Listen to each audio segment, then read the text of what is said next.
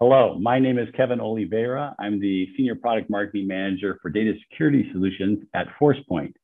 We have many new exciting things happening this quarter for Forcepoint DLP.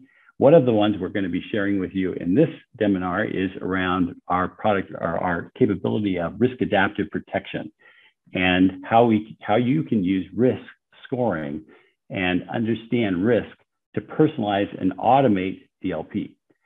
The new features this quarter around, we're adding additional risk-adaptive protection across cloud email, cloud applications, and cloud web, in addition to endpoint. And we'll be covering that in this session. The other person speaking with me today is Mark Bolemsma. Mark, would you want to introduce yourself? Thank you, Kevin, for that introduction. Hi, everybody. My name is Mark Bolemsma. I'm a consulting sales engineer within Forcepoint. I've been here for 12 years. A data protection specialist in the field, and I will take you through the detailed explanation and the demo side of this seminar. Great, thanks, Mark. One thing about the things that we're going to be looking at today, it's really tied into something that's going on in the data loss prevention market in general. Frank Dixon from IDC has recognized that there's a renaissance going on in data loss prevention. And in a paper he wrote that's called DLP is Dead, Long Live DLP. He calls out with this quote, he says, the past 24 months have seen a renaissance in the market, the DLP market. Manual and arcane classification techniques are being replaced by machine learning and automation. Context has become the great enabler. The effectiveness and efficiency of the solutions have improved. And what he's talking to is, in the past, one of the things with DLP and the thing that made it more arcane, as he says here, and manual, is that people would have to manually create policies, they'd set a policy, and then they'd run it, and it would be very blunt. And so if they had a policy, they often didn't want to do any actions. They wanted to leave it in audit mode and just be able to use it as a monitoring tool.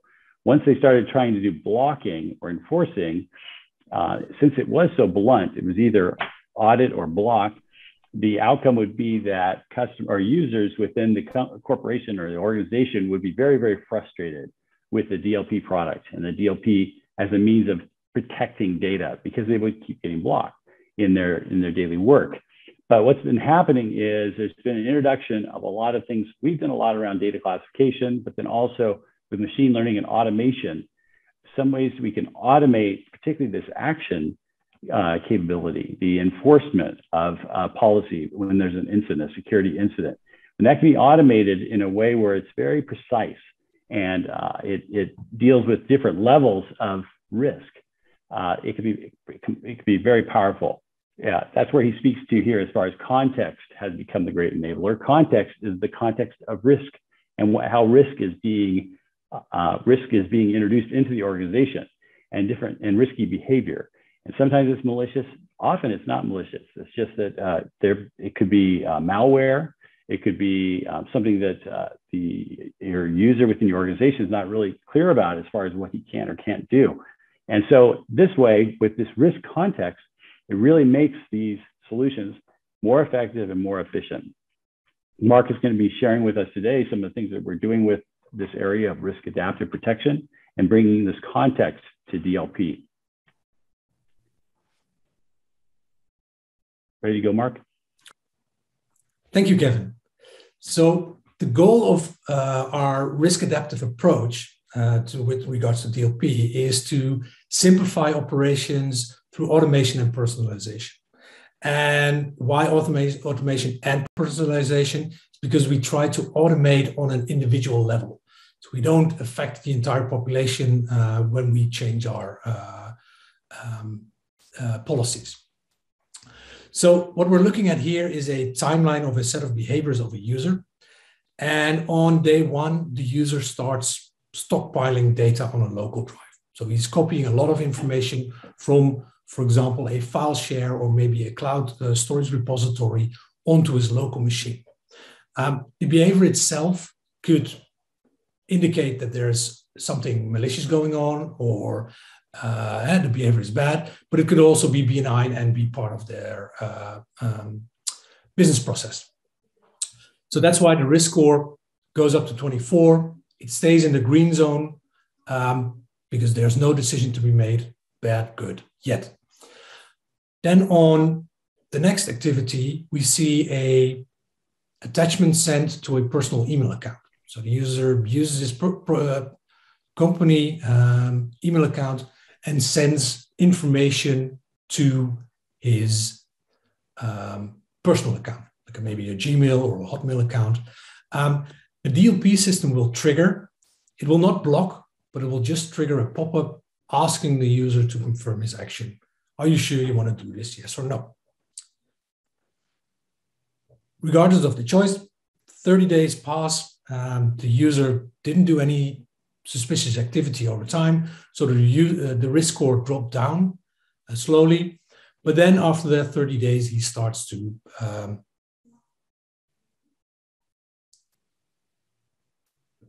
do activities that are considered suspicious or risky by the system.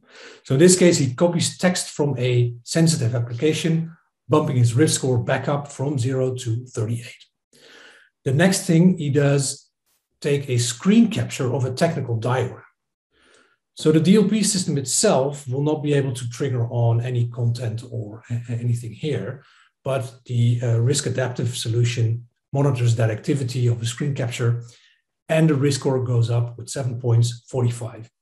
As you can see, he's again in the yellow-orange phase, and we'll get to what that means later on. And again, there will be a confirm message if he wants to share that data.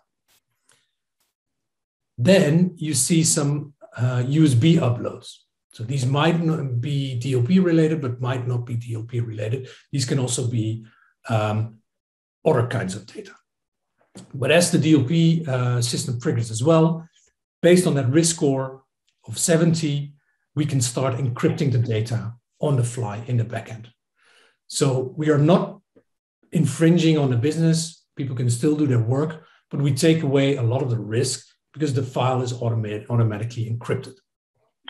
Mark, so when someone gets to something like 70, I know you said you're going to mention it in the future, but I think as far as the colors, this means they're high, right? They've gotten actually to a high risk position in terms of their scoring and their behavior.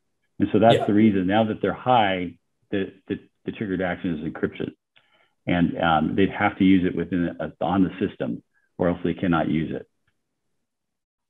Correct. Yeah, that encryption makes sure that the file is only to be opened on a system that carries the same encryption profile. Otherwise, it's useless. So even if the USB drive would be lost or taken home, they would not be able to use that data. Right. And they're at the risk level 70 to 80, or 60 to 80 actually. So it's still not the highest risk level, but they're getting close for sure. So in the next phase, as you can see, 78, he tries to uninstall the agents, which will hopefully not work because they're tamper-proof and protected, but we will detect if he's trying this. As you see, it's bumping up from 70 to 78, so it's still not the highest level. He's still allowed to carry on his job. But in the next and the final phase, we see he's trying to upload a large amount of data to a personal cloud system, like a Dropbox, WeTransfer, etc. And here he reaches the final stage, the highest level, 95. And this would probably block the transaction because it makes sense. It's interesting. The thing there is, like you're saying, there's a mix of behaviors and DLP activity. So it's not, we don't just tell the behavior or their risk score based on DLP activity. It could be other things that indicate risky behavior. And so it's the combination of those that make the score, and how there's these different types of enforcement based on the different scores. It's not, and it really isn't until he gets to a critical point at 95 where he's blocked. And so then it's just a great way to be able to avoid having to block as much. And so it should decrease the number of incidents that need to be managed. because things like popping up the message is a great way to be able to help alleviate that. It's just they have to confirm it, and for someone who's not malicious, that's a great action to take. Yeah, the goal is to provide more context to the DLP events and take context into account that is not related to a specific DLP event, right? The data stockpiling is probably the easiest example, where we just monitor people copying a lot of data, regardless if it triggers a DLP rule, yes or no. And automation also takes away a lot of the friction that in the past DLP programs could cause by overblocking or over allowing or interrupting the user on his day-to-day tasks. Right. So you've seen the risk score going up from 0 through 24, through 45, 38, etc., to 95. Those risk scores translate to risk levels in our DLP system. So in a DLP rule, we will be able to apply 4 risk levels, and you can see on the right side how the risk level translates. So level 1 is a score of 0, level 2 is 1 to 40, and risk level 5 is 90 to 100. And these translate to those risk levels, and the risk levels, you can define what needs to be done. So in this example, as long as the user is in risk level 1 or 2, we will audit only. The DLP system will audit only. We will not notice, we won't interact with the end user, we will just monitor on the backside. Once he reaches risk level 3 is where he gets that pop-up in this case, right? It's all configurable, but this is the example. So remember the attachment sent to a personal email. There he was at a risk score level 45. So that's risk level 3. So he would get a pop-up. Are you sure you want to send this out to that destination? Risk level 4 translates the encrypt. So that's the file copied to removable media in the example we used before. That file would be automatically encrypted. And risk level 5, 95 in the example before, that would mean in this case, block any channel could be blocked. This is one thing I'm wondering on this too. Maybe you'll talk to it, is the idea that this dashboard that you see with all the different risk levels and the drop-down boxes, maybe you're able to show those drop-downs in the demo, but there's just a ton of, or not ton, many different actions that can be taken based on different risks, and you can assign them directly within the policies themselves. And we have a ton of policies. There's just a lot of different ones so you have accuracy that you're able to do, so much precision in terms of what should be done given this context of risk. Yeah, it greatly improves the accuracy and the usability of a DLP solution. Yeah. And if you want to have a look on how much detail we can give, looking at this section of the slide, this is truly adaptive DLP policies, right? So these are the contents of that action plan that we've shown before. So the vertical line you saw, you can see here. So in a low risk, you can control what can be done on an endpoint email, on a removable media. You can make them separate. You can combine them. You can send alerts. You can send multiple alerts. So one of the examples I tend to use is once he's moving up into a higher risk, I'll start sending different alerts. And that can be an alert to a manager of the violating end user. So the operational aspect of a DLP program also greatly improves, right? Instead of having to overload your administrators and maybe managers, line managers with dozens and dozens of events, you can send them only the events that make sense and are of high priority, so they don't get overloaded. So the thing that we will introduce as part of this release or coming release is we'll also control those network level parts of this action plan. So you can be able to control based on that user risk what he can and cannot do inside of cloud applications, uploading, downloading, what he can do with regards to email when he's not on his managed device, and so on and so on. So next I will demo. And the use case story that I will demo is a use case around password encrypted archive files. Because I know these are, for some customers, our customers, a gray area, right? What do you do with it? Are you allowing password encrypted files or are you blocking them? So when you're allowing them, you have a certain amount of risk because you can't see inside of a password encrypted file. So you have no idea what people are sharing. Do I block them? Then maybe you block the business, right? So people can't do their job. So in this case, I am there. I send an email to Mr. Bolemsma at Forcepoint, and I have a encrypted archive file containing, in this case, Swift codes, which you can't see. I will be able to send this because, in this case, there is at a acceptable risk level.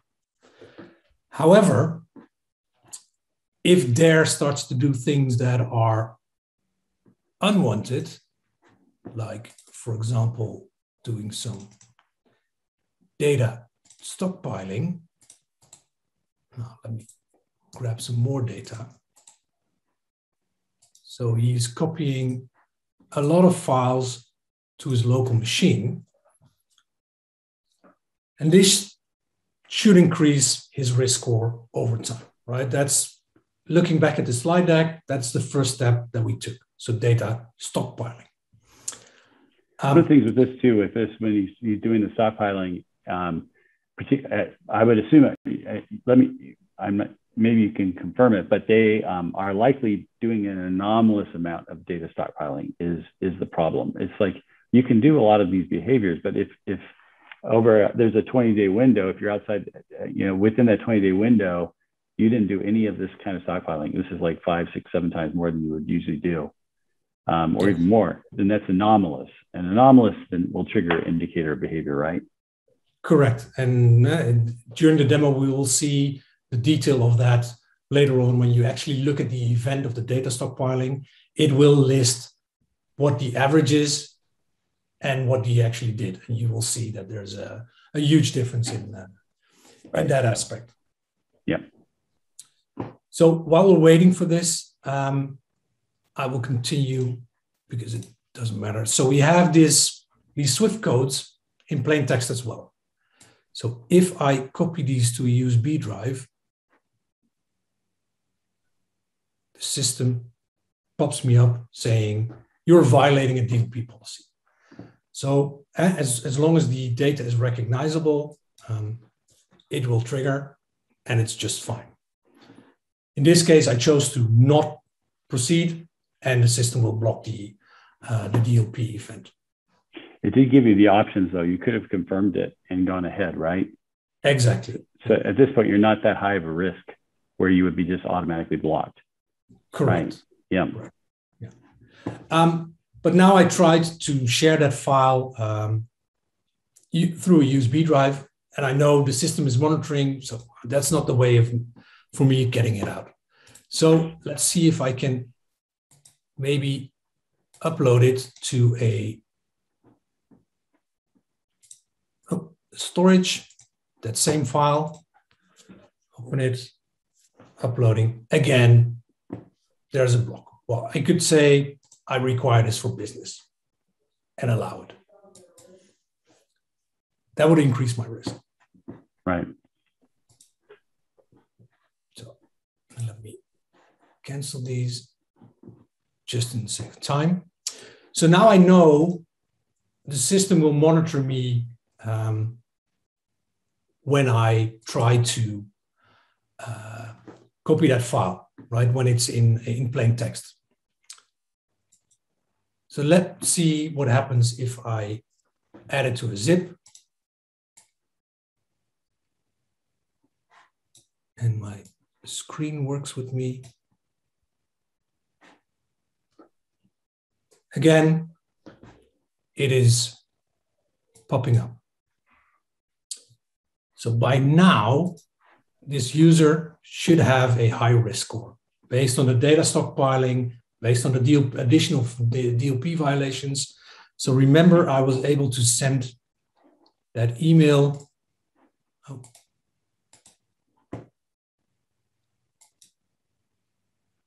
I'll wait for the system to wake up.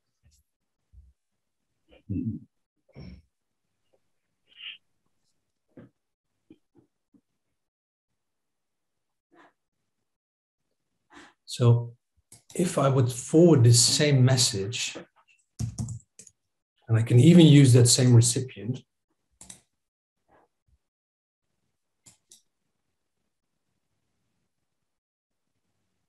as you can see, previously it was allowed. Now suddenly I get this pop-up. Right. It's because your score is higher now because of some of the action you've just been doing, some of the behavior. Exactly. Right, right. So that's the risk-adaptive protection in action. So what does that look like in the console? So I can monitor and I can see all the steps that that user took. As you can see, Mr. Daredevil is at a risk score of 87 already. There's other users there. This dashboard will give you a lot more information on top data movement alerts, detected behaviors, regardless, but we'll focus on the user for today. So if I click on that user, and we have something we call user insight. And with that user insight, on the middle pane, I can see all those steps that I took. So looking at the first one that we did when we started is we can see there was an encrypted archive sent as an email. And we can follow the subject, which application was used, recipient, and we can see that initially the risk impact was relatively low because this is part of the business. One thing too, with the masked rule, it says DLP encrypted archive files. So this is an actual policy within the DLP that was then, that's informing the risk score, right? Correct, yes. Yeah. This is a what we call a DLP rule. Then we can see, because I copied the plain text file, or I actually picked up the RAR file first. I copied the archive file containing the Swift codes to the removable media, which was detected as well, based on, again, a DLP rule. In the meantime, as you've seen, I was copying a lot of data from a network share onto my local machine. And here we can see these are what we call indicators of behavior. So they're not DLP rules, they are predefined behavior activities that we as Forcepoint maintain and monitor. And if I click on them, so for example, let me take this one, it'll take me to the list of all the indicators of behavior that are in the system. So in this case, it was triggering IOB 390, which is suspicious amount of or number of files copied to a local drive. These are dynamic. These are based on anomaly detection, and I'll use the event itself to explain that. They're categorized, those IOBs, in this case, data stockpiling, but we also have data exfiltration. What else is there? Am I going in the right direction? No, I should scroll down. Suspicious behavior, defense evasion, so people trying to uninstall the endpoints, etc. There is over 100 by now, and this will be extended over time as this product gets developed. So back to the event view. As I said, this one is a anomaly detection. So you will see a user baseline. So based on some machine learning in the backend, we learned that this Mr. Dare average file size per day is around 10 MB.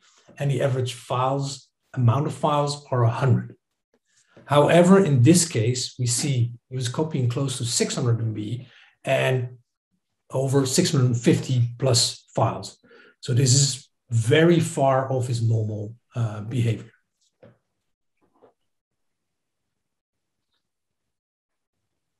And then again, we see the encrypted archives triggering with the same event. But by this time, he was at risk score 87, so the DLP system blocked it. And you can see the action taken was blocked. Well, there was a confirm pop-up. We didn't get to the final block stage, but it was blocked by the end user. Right. At this point, at 87, he's a high. He's not even in critical yet, but because of he's in high, then that was the action, which was appropriate for him. Yeah, correct. Right. That was right. part of the. It's great. So on the DLP side, what you will see as well is that in this particular, so this was the final event, right? He was at the risk score of 87. You will have all the details that we normally would provide you with our DLP, but you will also see the risk score as part of the incident. And if we go to the initial incident based on that same email that was allowed, because he was still not at a risk level that was high enough.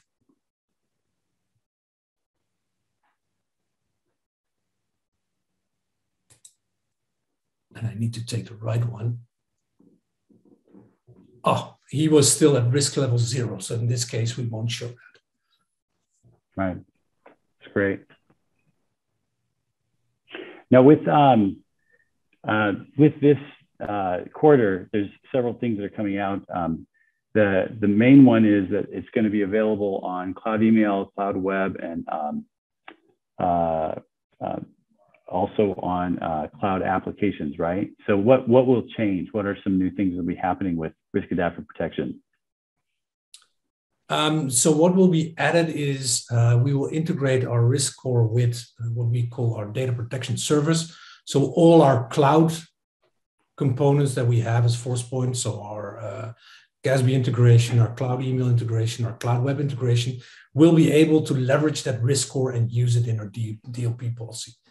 So what we've shown today in the demo was using the endpoint as an enforcement point, but we will be able to use our gateway level detections and DLP policy engines as well to use that same risk score. So if somebody moves off from his normal machine and starts using his mobile device, for example, and tries to leak data, we can still translate it to that risk score and say, okay, he's been behaving so badly, let's call it like that, on his corporate managed device. Let's not allow him to do anything suspicious on his mobile device, or maybe it's personal. If you allow BYOD and maybe a webmail system where people can access email, you can still use those same risk levels and risk scores based on those egress channels. Right, that's great. That's a strength too. I think with Forcepoint DLP in general, we always talk about DLP everywhere. We cover DLP across many channels, not just email, not just the cloud applications, but we have the endpoint, we have network, we have the cloud web, and so we have all these different places. But you're able to centrally control the policy, and it'll be the same with Riask-Adaptive Protection, being able to control it centrally across all of these different channels. So it makes it for a very powerful tool. Thanks, Mark. That was a great demo. And for more information on Forcepoint DLP, please search YouTube for Forcepoint DLP demos. I think that's the easiest way to get to them. You'll get to our channel, and it gives a lot of different features that we have for Forcepoint DLP, including some of the new ones that we're doing this quarter. We have lots of great, concise demo highlights of these features, and we're adding videos all the time. So it's a good area to subscribe to or bookmark. And again, I want to thank Mark for your time in sharing about what's going on with Riask-Adaptive Protection, and we want to thank you too for watching this video. Thanks.